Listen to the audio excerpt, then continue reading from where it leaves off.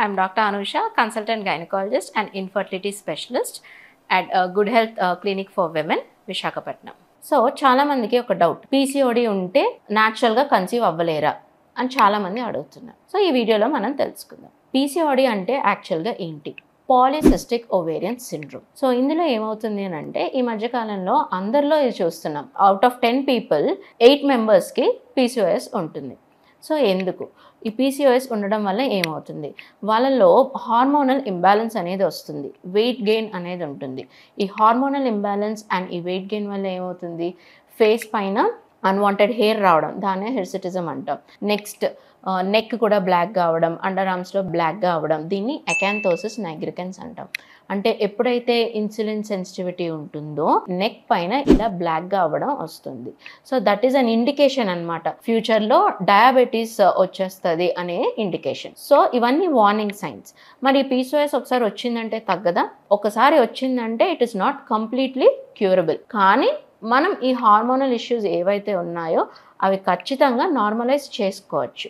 అది ఎలా చేసుకోవచ్చు అంటే, ఫస్ట్ లైఫ్ స్టైల్ మోడిఫికేషన్. ఏం చేసుకోవాలి life style modification? First and foremost is weight reduction. So weight reduction ఎలా అవుతుంది? మోస్ట్లీ ఈ పీసీఓడి అనేది మనం ఎవరిలో చూస్తాం?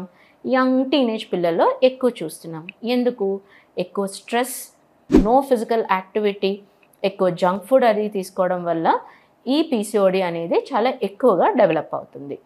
సో ఇవన్నీ అవాయిడ్ చేయాలి, పీసీఓడిని కంట్రోల్లో పెట్టాలి అని అంటే మన చేతుల్లోనే ఉంది. మంచిగా ఎక్సర్సైజ్ చేయాలి, వాకింగ్ చేయాలి, స్ట్రెస్ లెవెల్స్ని తగ్గించుకోవాలి. స్కూల్స్లో కానీ కాలేజెస్లో కానీ ఫిజికల్ యాక్టివిటీ ఎక్కువ ఉండేటట్టు చూసుకోవాలి. గ్రీన్ లీఫీ వెజిటేబుల్స్ తినడం, fruits daily 2 or 3 kinds of fruits అనేవి ఎక్కువ తీసుకోవడం, fried foods, out side junk food అనేది అవాయిడ్ చేసుకుంటే ఫస్ట్ వెయిట్ గెయిన్ అనేది రెడ్యూస్ అవుతుంది. ఖచ్చితంగా వెయిట్ లాస్ అవుతారు. వెయిట్ లాస్ అవ్వడం స్టార్ట్ అవ్వగానే ఏదైతే హార్మోన్స్ ఉంటాయో అవి కరెక్ట్గా బ్యాలెన్స్ అవుతూ వస్తాయి.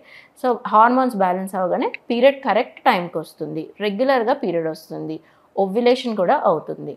సో ఇవన్నీ కరెక్ట్ చేసుకున్నప్పుడు ఖచ్చితంగా న్యాచురల్గా కన్సీవ్ అవ్వచ్చు. వీళ్ళు ఓన్లీ డైరెక్ట్గా ఐవీఎఫ్కి వెళ్ళాల్సిన అవసరం లేదు. Thank you.